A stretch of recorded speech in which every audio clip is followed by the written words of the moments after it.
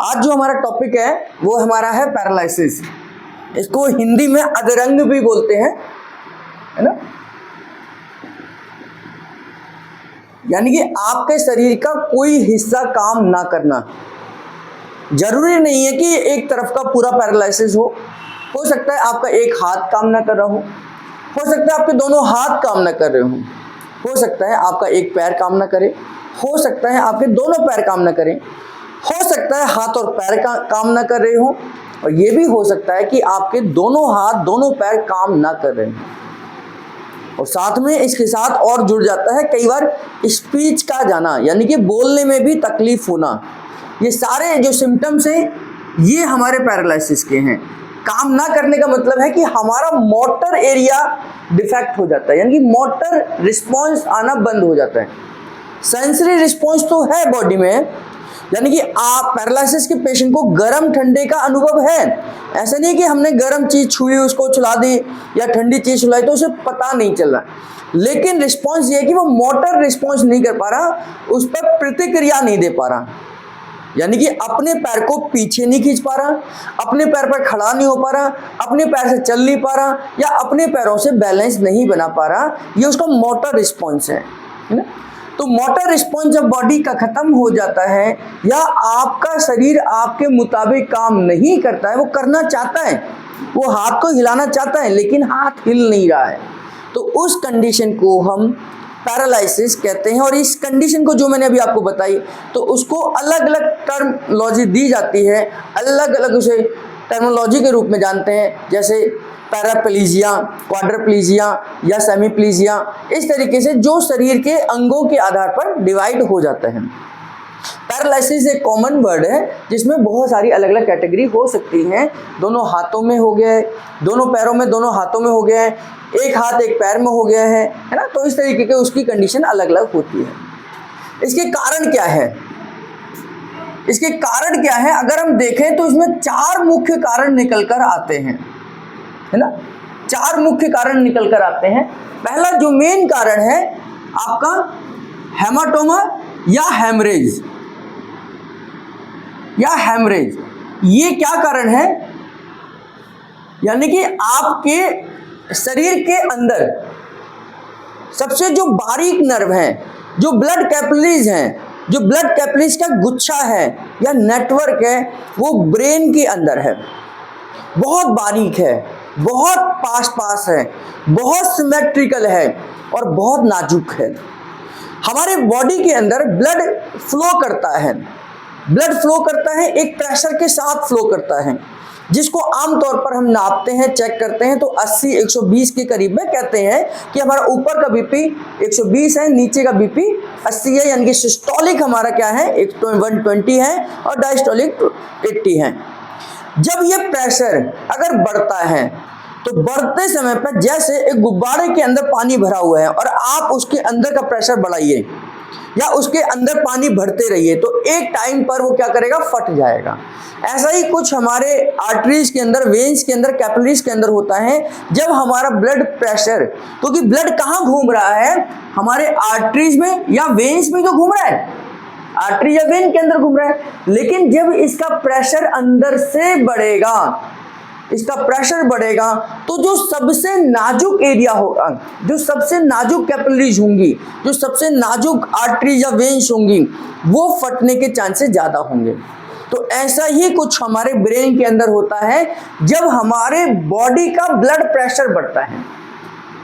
Blood pressure बढ़ने के अलग अलग कारण हो सकते हैं। अभी हम उन कारणों को अगर हम करें तो स्ट्रेस में बढ़ सकता है, कोई फाइनेंशियल लॉस हो गया किसी को तो हो सकता है, किसी के साथ झगड़ा हो गया तो हो सकता है, कोई इरिटेशन हो गई तो हो सकता है, घर परिवार में झगड़े हो जाते हैं बहुत सारे, उस वजह से हो सकता है, या स्टूडेंट के अंदर कैरियर को लेकर हो सकता है ना, अपने भविष्य को लेकर हो सकता है। तो कारण कुछ भी हो सकते हैं, लेकिन मेन क्या हुआ कि उनका ब्लड प्रेशर बढ़ जाता है और वो इतना ज्यादा बढ़ गया कि उसकी arteries, when, capillaries, venules, arterioles उस प्रेशर को सहन नहीं कर पाते हैं और एंड ऑफ द रिजल्ट क्या होगा, वो फट जाती है। लेकिन जैसे ही वो फटते हैं उस समय तुरंत उसका ब्लड प्रेशर डाउन हो जाता है। तो आपने बहुत बार देखा होगा या कभी सुना होगा पैरालिसिस के पेशेंट को कि जैसे ही इनको पैरालिसिस का अटैक हुआ, पैरालिसिस के अटैक से पहले वो, क्योंकि हाई बीपी क्या है, एक रूटीन में आ जाता है कि वो जल्दी गुस्सा होने लग जाते हैं, जल्दी आपको टेंशन होने लग जाएगी, तो डॉक्टर के पास जाएंगे। शुरुआत में तो डॉक्टर कहेगा हाई बीपी है, आपको कुछ मेडिसिन दे देंगे और उससे आपके प्रेशर को डाउन किया जाता है ना। लेकिन कभी अगर उसने दवाई नहीं ली अचानक से, या कभी कुछ ऐसी घटनाएं घटी तो एकदम से प्रेशर बढ़ेगा और उससे ब्लड कैपिलरीज फट जाती हैं। तो एंड ऑफ द रिजल्ट क्या होगा कि नस के फटने से, यानी कि यहाँ पर अगर ये फटेगी तो यहाँ से क्या है, ब्लीडिंग बाहर होगी, बाहर होने लग जाएगी। जो ब्लड इस तरीके से घूम रहा है वो यहाँ आने लग जाएगा। और यहाँ पर चूंकि ये बहुत बारीकी है, बहुत पास है, तो ऐसा नहीं कि पूरे में खून ही खून हो जाएगा, वो यहाँ पर इतने एरिया में ब्लॉक हो जाएगा, इतने एरिया में बाहर निकल जाएगा। और जब इतने एरिया में ये जमा हो जाएगा तो इससे एक और नुकसान होगा। एक तो यहाँ का तो सर्कुलेशन रुकेगा ही रुकेगा, ये आसपास के एरिया में भी ब्लड सर्कुलेशन को रोक देगा।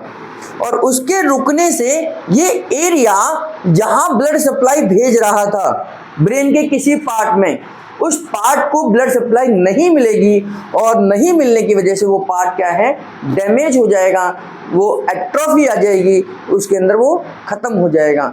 तो उस ऑर्गन के जो फंक्शन है वो फंक्शन अपना काम करना बंद कर देगा। तो ये हो सकता है एक हाथ का फंक्शन काम करना बंद कर दे, दोनों हाथों का कर दे, दोनों पैरों का कर दे, या एक तरफ का कर दे, है ना।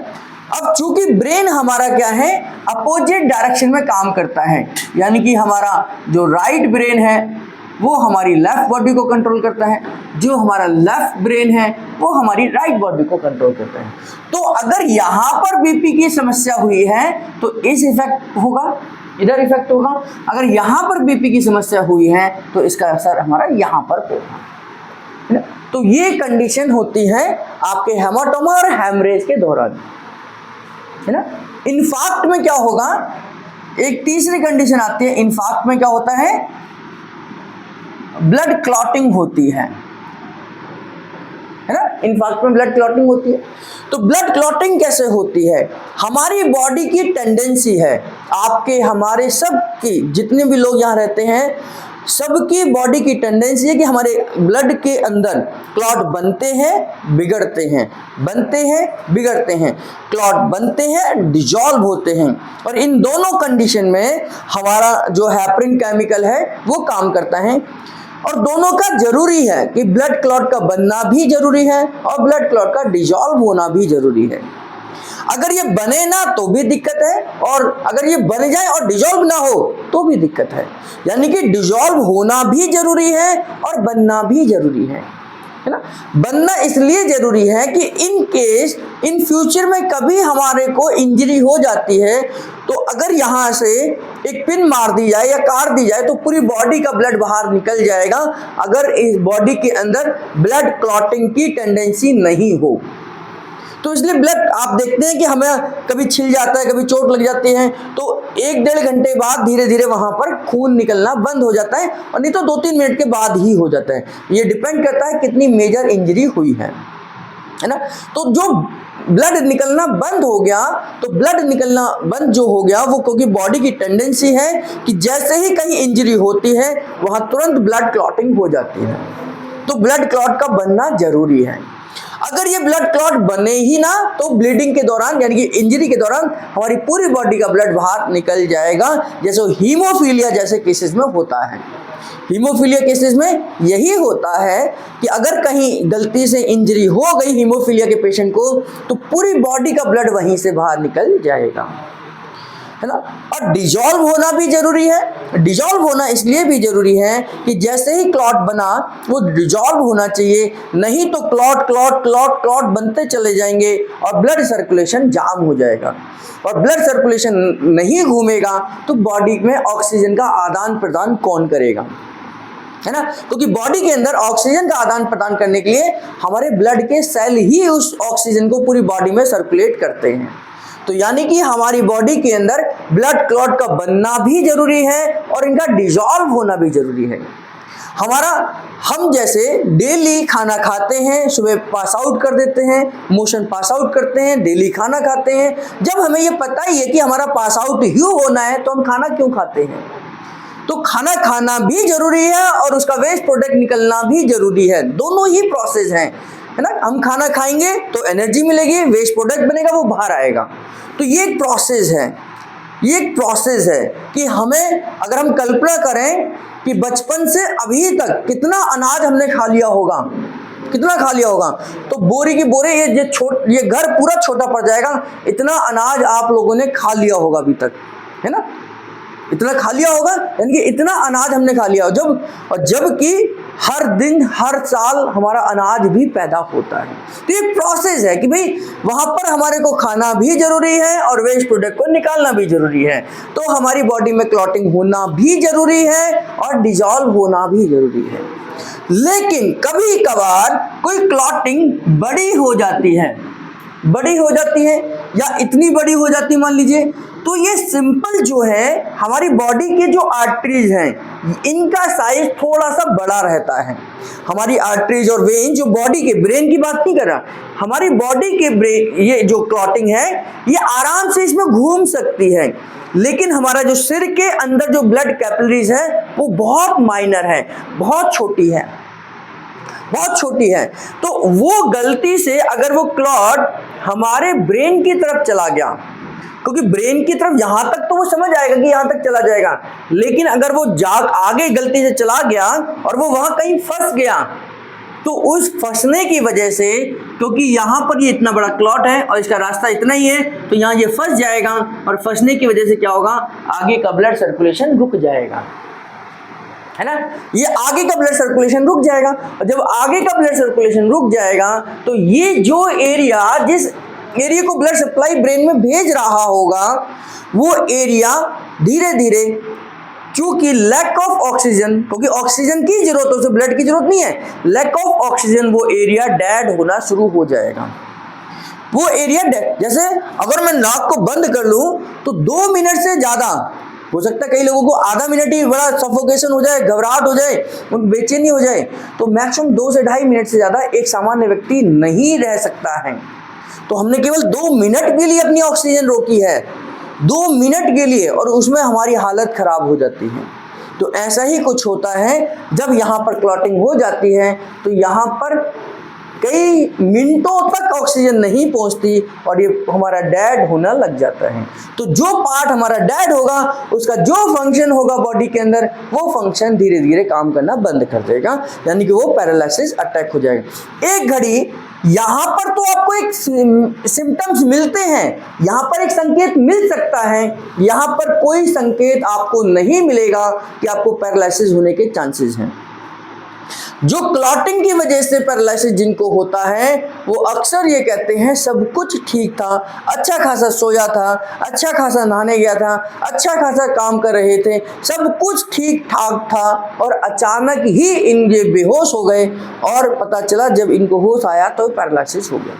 इसका मतलब कि वो क्लॉटिंग कभी भी किसी को भी किसी भी क्षण हो सकती है।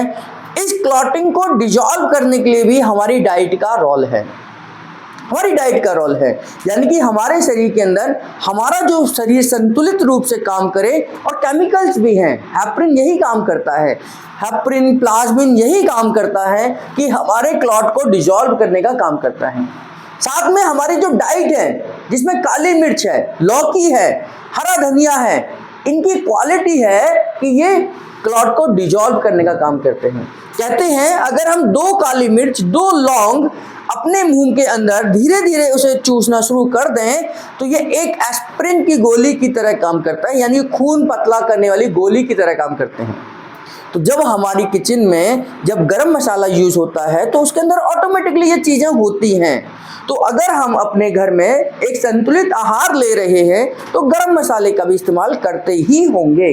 तो उस समय पर ऑटोमेटिकली वो केमिकल जा रहा है जो ब्लड क्लॉट को डिसॉल्व करेगा, ब्लड क्लॉट को डिसॉल्व करेगा। तो हमारी डाइट, एक बैलेंस डाइट में ये क्लॉट भी डिसॉल्व होते हैं और बॉडी उन केमिकल्स को भी बनाती है जो इसको डिसॉल्व करते हैं। तो दूसरा बड़ा कारण हमारा ब्लड क्लॉट का होना है, और इस क्लॉटिंग की वजह से भी पैरालिसिस हो सकता है। तीसरा कारण lack of vitamin. Lack of vitamin है, यानी कि हमारी नर्वस सिस्टम, हमारी बॉडी जो है, हमारी आर्टरीज हैं, वेन्स हैं, ये सब कहीं ना कहीं विटामिन के फॉर्मेशन से मजबूत होती हैं। जैसे ये जो दीवार है, इस दीवार को मजबूत बनाए रखने के लिए, अच्छा खासा बनाने के लिए हम हर 2 साल बाद 3 साल बाद क्या करते होंगे, पेंट करते हैं, है ना, पीओपी करके फिर पेंट करते हैं, ताकि इसमें कोई सीलन आ रही है तो वो ठीक हो जाए, कोई टूट फूट हो रही है तो वो ठीक हो जाए। तो ऐसा ही कुछ हमारी आर्टरीज और वेन के साथ होता है कि उनकी इंटरनल टूट फूट होती रहती है।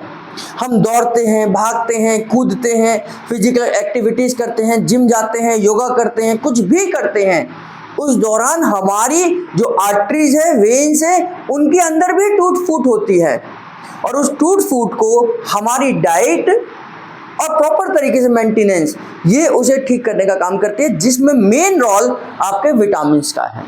खास तौर से विटामिन B12 है, फॉलिक एसिड है, नियासिन है, थायामीन है, जो 4 विटामिन हमारी न्यूरोथेरेपी में हम डायग्नोस करते हैं। तो लैक ऑफ विटामिन की वजह से हमारा नर्वस सिस्टम, हमारी वेन्स धीरे धीरे कमज़ोर हो जाती हैं, उनमें सर्कुलेशन की कमजोरी आ जाती है, सुन्न होने लग जाते हैं, थकावट होने लग जाती है, थकान होने लग जाती है, और कहीं ना कहीं उनको नमनेस, जैसे आलती पालती मारकर बैठते हैं तो सुन्न होने लग जाते हैं, इंडियन टॉयलेट पर कभी बैठते हैं तो सुन्न होने लग जाते हैं, हाथों के पीछे ये काले धब्बे आने लग जाते हैं, जीभ काली होने लग जाती है, चेहरे का कलर डाउन हो जाता है, चेहरा आपका फीका पड़ने लग जाता है, और बाल झड़ने लग जाते हैं। तो ये कहीं ना कहीं आपके लैक ऑफ विटामिन की डेफिशिएंसी की वजह से हो सकता है। तो यानी कि हम नर्वस सिस्टम, इसको बोलेंगे, ये तो हो गया हाई बीपी, ये क्लॉटिंग, और ये तीसरा हो गया हमारा कि लैक ऑफ विटामिन की वजह से हमारा नर्वस सिस्टम वीक हो जाता है। नर्वस सिस्टम वीक हो जाता है, हमारी नर्व, हमारे न्यूरॉन्स, हमारे ब्लड कैपिलरीज वीक होती चली जाती हैं, और उसकी वजह से भी हम पैरालिसिस के शिकार हो सकते हैं। चौथा जो कारण है, इसमें चौथा देखा जाता है डायबिटीज। डायबिटीज एक और कारण है जो पैरालिसिस का कारण बन सकती है। Diabetes is not a single disease, it is a mother of many disease, है ना।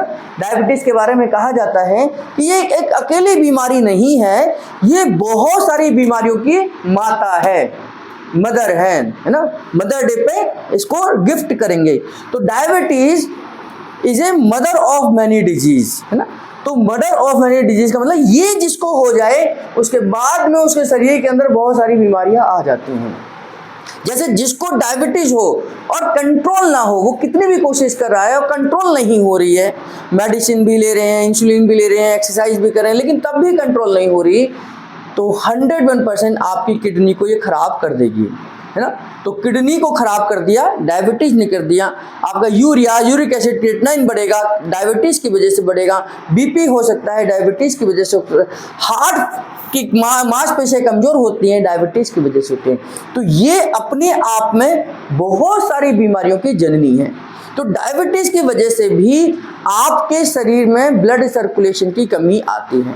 डायबिटीज के दौरान क्या होता है कि शुगर का लेवल आपका जरूरत से ज़्यादा ब्लड में बढ़ जाता है, और उस कंडीशन में उस ब्लड की जो कैपेसिटी है उस शुगर को कैरी ऑन, यानी कि उसको साथ लेकर चलने की, वो खत्म होती चली जाती है, और उसकी वजह से ब्लड गाढ़ा हो जाता है, और गाढ़ा ब्लड क्या है, सर्कुलेशन में दिक्कत करता है, और उसकी स्पीड जो 40 या 90 की स्पीड से वो घूम सकता था शुगर ना होने पर, शुगर होने पर उसकी स्पीड धीरे धीरे कमज़ोर पड़ जाती है, और वह जितनी दूरी उसे तय करनी चाहिए थी उतनी दूरी नहीं तय कर पाता, और ब्लड की एब्सेंस में वहाँ पर खून की कमी की वजह से वो पार्ट धीरे धीरे डेड होना शुरू हो जाता है, जिसका सबसे अच्छा उदाहरण हमारा गैंग्रीन है। गैंग्रीन उन्हीं डायबिटीज के पेशेंट को होता है जिनकी अनकंट्रोल डायबिटीज है, और धीरे धीरे आपकी पैर की उंगलियां सुन्न होने लग जाती हैं, नीली पड़ने लग जाती हैं और कुछ समय के बाद वो काली पड़ने लग जाती हैं। और इसका और लास्ट में डॉक्टर आपको कहता है कि आपको ये पैर काटना पड़ेगा, उंगली काटनी पड़ेगी, नहीं तो ये धीरे धीरे आपके पूरे शरीर को खराब कर सकती है, पूरे पैर को खराब कर सकती है। तो डायबिटीज़ की वजह से भी आपको पैरालिसिस हो सकता है। ड्यू टू इसकी वजह से हमारा पेशेंट कोमा में जा सकता है। Due to low diabetes, due to high diabetes हमारा पेशेंट कोमा में चला जाएगा। और कोमा अपने आप में एक प्रकार का पैरालिसिस है जिसमें व्यक्ति सोच तो रहा है, सुन तो रहा है, लेकिन रिस्पॉन्स नहीं करता है ना, रिस्पॉन्स नहीं करता है, तो वो भी अपने आप में हमारा पैरालिसिस का पेशेंट होगा। ये कारण है, ये 4 मुख्य कारण हमारे पैरालिसिस को लेकर है। सिम्टम्स के रूप में मैंने आपको बताया था शुरुआत में कि अपने शरीर के भाग का, अपने शरीर के अंगों का, अपने शरीर के लिम्स का, यानी कि हाथों का, पैरों का अपने हिसाब से आप काम ना करना आपका सिम्टम्स है कि आपका शरीर आपके कंट्रोल से अब बाहर हो गया है। ट्रीटमेंट, अगर हम इन कारणों को ध्यान में रखते हुए ट्रीटमेंट करें तो हम कुछ हद तक पैरालिसिस के पेशेंट को रिवाइव कर सकते हैं, यानी कि सर्वाइव पे ला सकते हैं। पैरालिसिस के बारे में एक चीज़ कहा जाता है कि पैरालिसिस के केसेस का जितना जल्दी इलाज हो उतना रिकवरी के चांसेस ज़्यादा हैं, क्योंकि ये ब्रेन की बीमारी है, ब्रेन की बीमारी है। और ब्रेन में जो कंडीशन है वो बहुत तेज़ी से प्रोग्रेस करती है, यानी कि वहाँ पर बीमारी, जैसे अगर मेरे हाथ में कोई दिक्कत है तो यहाँ पर बीमारी बढ़ने में हो सकता है 1 साल लग जाए, वहाँ पर 1 महीने में बढ़ जाती है। तो स्पीडली वहाँ बीमारी बढ़ती है, वहाँ डैमेज जो है वो बहुत जल्दी तेज़ी से खराब होता है। तो इसलिए पैरालिसिस के केसेस में कहा जाता है कि पैरालिसिस के पड़ने पर, यानी कि अटैक पड़ने पर शुरुआत के 2 घंटे आपके सबसे ज़्यादा कीमती होते हैं। अगर इन 2 घंटे में आपने उसका ट्रीटमेंट अच्छे जगह पर शुरू हो गया, या हमने न्यूरोथेरेपी का भी ट्रीटमेंट आपने अच्छा शुरू कर दिया, तो इसके सर्वाइव होने के, यानी कि बचने के और ठीक होने के चांसेस भी उतने ज़्यादा हैं। हमारे पास बहुत सारे ऐसे उदाहरण हैं, सही समय पर, ज़्यादा समय खराब ना होते हुए हमने बहुत सारे पैरालिसिस के पेशेंट को ठीक करा। हमारे पास बहुत सारे ऐसे फेशियल पैरालिसिस के पेशेंट आए जिनको ऑन द स्पॉट हमने पढ़ा और ठीक करा, मतलब वो ठीक होकर गए यहाँ से। और हमारे एक न्यूरोथेरेपिस्ट हैं, उनके फादर को अटैक पड़ा और उन्होंने न्यूरोथेरेपी के ट्रीटमेंट से ही उस पैरालिसिस को, उनके अपने फादर को ठीक करा, है ना। और जबकि उन जो हॉस्पिटल में एडमिट हो गए थे, हॉस्पिटल वाले बोले कि महीनों लग सकते हैं आपको ठीक होने में, लेकिन उन्होंने विद इन डेज, यानी 10 दिन में तो वो चलने फिरने लग गए, 15 दिन बाद तो अपनी बाइक चलाने लग गए। तो ऐसे केसेस भी हमारे पास, हमारे न्यूरोथेरेपिस्ट हैं, वो अपनी कहानी बताते हैं, जब अपने बारे में बताते हैं। तो यहाँ से ही उन्होंने अपना कोर्स कंप्लीट करा था, उस दौरान वो सीख रहे थे न्यूरोथेरेपी को, जब उनके फादर को पैरालिसिस का अटैक पड़ा, है ना। तो अगर हम समय रहते इन सभी कारणों को ध्यान में रखकर ट्रीटमेंट करें तो हमारा ट्रीटमेंट उतना जल्दी आएगा। इफेक्ट ये नहीं है कि किस वजह से है, मैटर ये करता है कि आपने ट्रीटमेंट कितना जल्दी शुरू करा। और हमारे पास केस आते आते 99% केस बहुत पुराना हो चुका होता है। कई बार हमें पेशेंट कहता है कि 10 साल से पैरालिसिस है, 5 साल से पैरालिसिस है, तो वो जो टाइम पीरियड है ये बहुत ज़्यादा लंबा समय हो गया। और वहाँ पर हमें अगर कुछ भी चेंजेस करना है तो बहुत डिफिकल्ट है। तो पैरालिसिस के केसेस में न्यूरोथेरेपी कामयाब है, लेकिन अगर आप विद इन 6 मंथ न्यूरोथेरेपी के साथ जुड़ जाते हैं, विद इन 3 मंथ आप न्यूरोथेरेपी के साथ जुड़ जाते हैं, तो उतने ही अच्छे रिजल्ट्स आ सकते हैं, क्योंकि हम हर कारण पर ट्रीटमेंट देते हैं। पहला कारण, अगर आपके बीपी हाई होने की वजह से यहाँ पर इंजरी हुई और इंजरी की वजह से पैरालिसिस हो गया, तो इस इंजरी को हील करने का काम न्यूरोथेरेपी से अच्छा मैंने लाइफ में देखा कोई नहीं कर सकता। पुरानी इंजरीज, यानी कि कितनी भी साल पुरानी इंजरी हुई है, बहुत सारे लोग आते हैं हमारे पास कि 10 साल पहले मैं पेड़ पर चढ़ा था, गिर गया, उसकी वजह से कमर दर्द है, वो पेशेंट भी ठीक हो सकते हैं। यानी कि इंटरनल इंजरी को ठीक करने में न्यूरोथेरेपी बहुत कामयाब है और बहुत कामयाब है। मैंने ये पर्सनली कई बार पेशेंट के ऊपर अप्लाई करके देखा है, हमने एक्सपीरियंस करा है कि इंटरनल इंजरी न्यूरोथेरेपी से ज़्यादा अच्छा कोई ठीक नहीं कर सकता है। अगर हम कहें कि बहुत यूएसपी जो हमारी क्वालिटी है वो इंटरनल इंजरी पर है, 10 साल पहले चोट लगी, 15 साल पहले चोट लगी और उसका कारण आज भी आपको इफेक्ट कर रहा है, उस वजह से आप इफेक्टेड हैं, तो न्यूरोथेरेपी उतनी पुरानी इंजरी को भी ठीक कर सकती है। लेकिन पेशेंस के साथ अगर पेशेंट ट्रीटमेंट लेगा तो रिजल्ट आ जाएंगे। तो हम बीपी की वजह से होने वाली इंटरनल इंजरी को हील कर सकते हैं। क्लॉटिंग की वजह से होने वाले पैरालिसिस में जहां बाहर की मेडिसिन ब्रेन के अंदर असर नहीं कर सकती हैं, क्योंकि हम जानते हैं कि ब्लड ब्रेन बैरियर के कारण से, यानी कि ब्रेन का जो सिस्टम है उसकी वजह से बाहर की मेडिसिन अंदर नहीं जा पाती हैं, वहीं पर हम न्यूरोथेरेपी में बॉडी के अंदर केमिकल्स बनाते हैं। बॉडी के अंदर उन केमिकल्स को बनाकर, हेपरिन को बनाकर, प्लाज्मिन को बनाकर हम लिवर के थ्रू, लंग्स के थ्रू उन केमिकल्स को ब्रेन के अंदर भेजते हैं और क्लॉटिंग वाली कंडीशन को भी ठीक कर सकते हैं। बट केस हमारे पास जितना जल्दी आएगा उतना हम रिकवरी के चांसेस को बढ़ा सकते हैं। तीसरा, विटामिन डेफिशिएंसी। विटामिन डेफिशिएंसी सीधे और सीधे आपके पेट के साथ जुड़ा हुआ है कि पेट का सिस्टम जितना स्ट्रांग होगा, पेट जितना आपका अच्छा होगा, लक्कड़ हजम और पत्थर हजम वाला होगा, तो आप जो कुछ भी खा रहे हैं वहां से विटामिन आपको मिल जाएगा। हरी सब्जियां खा रहे हैं, दाल खा रहे हैं, आप प्रोटीन खा रहे हैं, आप फैट खा रहे हैं, यही तो बेसिक नीड है शरीर की। हम बदल बदल कर फलों का इस्तेमाल करें, सब्जियों का इस्तेमाल करें तो हम विटामिन को गेन कर सकते हैं। हम स्प्राउट्स खाएं, हम नारियल पानी का इस्तेमाल करें, आपके विटामिन की डेफिशिएंसी से होने वाले शरीर के अंगों को ठीक किया जा सकता है, यानी खराब होने वाले अंगों को ठीक किया जा सकता है। तो पेट पर हम काम करेंगे, डाइट पर हम काम करेंगे, ट्रीटमेंट हमारा होगा और उसके बाद विटामिन की डेफिशिएंसी से न केवल पैरालिसिस, कोई भी बीमारी हो, हमने 2-3 अभी पेशेंट हमारे जो प्रोजेक्ट बने हैं उनमें से किसी ने विटामिन B12 का प्रोजेक्ट बनाया है। किसका है? आरती जी का, कि विटामिन B12 का प्रोजेक्ट है। 1.5 महीने में हमने डाइट ठीक करी है, कोई मेडिसिन नहीं दी है, न्यूरोथेरेपी का ट्रीटमेंट दिया है और 1.5 महीने के बाद उसका विटामिन B12 बढ़ा है। तो यानी कि अगर हम सही डाइट और ट्रीटमेंट रखें तो विटामिन की डेफिशिएंसी को कंप्लीट कर सकते हैं। डायबिटीज को भी हम ठीक कर सकते हैं, यानी कंट्रोल ला सकते हैं। हम काम कर सकते हैं कि डायबिटीज का लेवल डाउन जाए। अब डायबिटीज का लेवल जैसे जैसे डाउन जाएगा, ब्लड फिर से फ्लो करना शुरू कर देगा, फिर से उसे स्पीड से दौड़ना शुरू कर देगा। हम ब्लड के अंदर के कचरे को अगर साफ करना शुरू कर दें तो ब्लड दोबारा से बहना शुरू कर देगा। और हमने गैंग्रीन के पेशेंट को भी ठीक करा है, यानी कि गैंग्रीन, जैसे मैंने जो आपको उदाहरण बताया कि डायबिटीज की वजह से गैंग्रीन हो जाता है, उसमें भी धीरे धीरे बहुत सारे ऐसे फोटोज हैं। मतलब हमारे एक स्टूडेंट ने ठीक करा, प्रोजेक्ट बनाया, उसने पहले दिन का फोटो हमें भेजा, 1 महीने के बाद दोबारा भेजा, 3 महीने के बाद दोबारा भेजा और 4 महीने 6 महीने के बाद, तो वो आपको लगेगा ही नहीं कि ये पैर उसी व्यक्ति का है। मुझे ध्यान नहीं आ रहा उनका नाम। उन्होंने ऐसे करके 6 महीने तक उन्होंने लगातार ट्रीटमेंट दिया और डॉक्टर हैरान कि जिस पैर को काटने के लिए उन्होंने बोला वो धीरे धीरे धीरे धीरे उसका कलर चेंज हुआ और वो आज बिल्कुल ठीक है।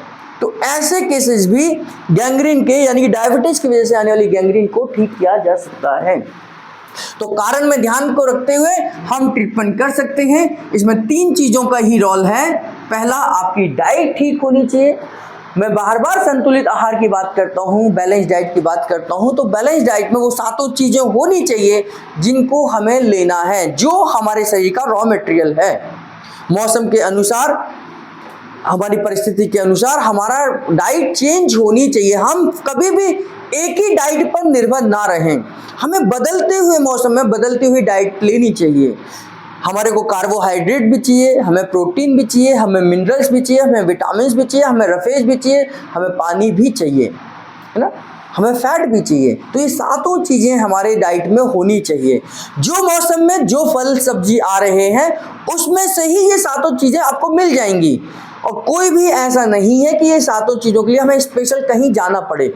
ये 7 चीज़ें आपके ही चारों तरफ, आपके समाज में जहाँ से आप सब्जी वगैरह खरीदते हैं, आपके घर में आपको 7 चीज़ें मिल जाएंगी। तो आपको यहाँ पर डाइट का रोल पूरा ध्यान रखना होगा। दूसरा, एक्सरसाइज। क्योंकि एक्सरसाइज ब्लड सर्कुलेशन से संबंधित है, ब्लड सर्कुलेशन को डायरेक्ट इफेक्ट करती है और ये तीनों ही समस्याओं में हमारा ब्लड सर्कुलेशन ही गड़बड़ हुआ है। चाहे वो हाई बीपी हो, चाहे वो क्लॉटिंग हो, चाहे वो लैक ऑफ विटामिन हो, चाहे हाई डायबिटीज हो, इन तीनों में ही कहीं ना कहीं सर्कुलेशन इफेक्ट हो गया है। इसीलिए एलोपैथी कहती है कि main cause of disease lack of circulation, यानी कि मुख्य कारण क्या होता है किसी भी बीमारी का, लैक ऑफ सर्कुलेशन। तो सर्कुलेशन को बढ़ाने के लिए हम एक्सरसाइज का सहारा ले सकते हैं, जो डिफरेंट एक्सरसाइजेस होती हैं। तीसरा, ट्रीटमेंट के तौर पर हम इन सब का ट्रीटमेंट, किसी को भी हुआ होगा इस तरीके का पैरालिसिस, वो एलोपैथी का सहारा तो ले ही रहा होगा, अंग्रेजी दवाइयां तो खा ही रहा होगा। लेकिन अंग्रेजी दवाइयों के लेने के बाद भी 6 महीने, साल भर आपको रिजल्ट नहीं आ रहे हैं, तो इसका मतलब है कि कहीं ना कहीं हमें अपने ट्रीटमेंट को बदलने की जरूरत है। ऐसे ट्रीटमेंट को अपनाने की जरूरत है जहां पर बॉडी के सिस्टम में ये अपने आप ठीक होने लग जाएं, क्योंकि आपकी बॉडी जब तक इंटरनल ठीक नहीं होगी तब तक आप उसे एक्सटर्नल ठीक नहीं कर सकते। आप कितनी भी मर्जी बाहर से मेडिसिन दे दीजिए, कितनी भी मर्जी आप इंजेक्शन दे दीजिए, आपकी जानकारी के बताऊं कि जब हड्डी टूटती है तो बाहर से नहीं जुड़ती, वो इंटरनल जुड़ती है। इसलिए प्लास्टर केवल उसे सपोर्ट देता है और हड्डी अपने आप ही जुड़ेगी। दुनिया की कोई ताकत हड्डी को जोड़ नहीं सकता है, दुनिया की कोई भी मेडिसिन हड्डी को नहीं जोड़ सकती है जब तक हड्डी अपने आप नहीं जुड़ेगी। तो ऐसे ही हर बीमारी में जब तक बॉडी का रिस्पॉन्स बॉडी को ठीक करने में नहीं होगा तब तक आपकी कोई बीमारी ठीक नहीं हो सकती। दवाइयों से सपोर्ट मिलता है, उन केमिकल्स की पूर्ति होती है जो शरीर को चाहिए, लेकिन बॉडी की खुद की प्रोसेस ही बीमारी को ठीक करती है। और इसी प्रोसेस में न्यूरोथेरेपी आपकी मदद करती है कि आपका डाइजेशन अच्छा हो, आपका एब्जॉर्प्शन अच्छा हो, आपका कैल्शियम प्रॉपर तरीके से बने, आपका हार्मोन्स हो, आपके केमिकल्स बने, आपके एंजाइम बने। हम भी बीमारी को ठीक नहीं करते, हम केवल आपके शरीर को, आपके नेचुरल प्रोसेस को नॉर्मल करने का काम करते हैं, जिससे कि बीमारी जल्दी ठीक होगी। क्योंकि हम तो कोई मेडिसिन भी नहीं देते, हम तो कोई इंस्ट्रूमेंट भी यूज नहीं करते, हम कोई सप्लीमेंट भी नहीं दे रहे, तो फिर हम कर क्या रहे हैं? हम बॉडी के उस सिस्टम को ही स्टिमुलेट कर रहे हैं, उसी के मोटिवेट करते हैं, उसी को स्टिमुलेट करने का काम करते हैं कि जो आपका काम है आप करिए। लंग्स से काम, अगर कार्बन डाइऑक्साइड को बाहर निकालना है तो लंग्स कार्बन डाइऑक्साइड को बाहर निकाले। लिवर का काम 1100 केमिकल बनाने का है तो 1100 बनाओ। पैंक्रियास का काम इंसुलिन बनाने का है तो इंसुलिन बनाओ।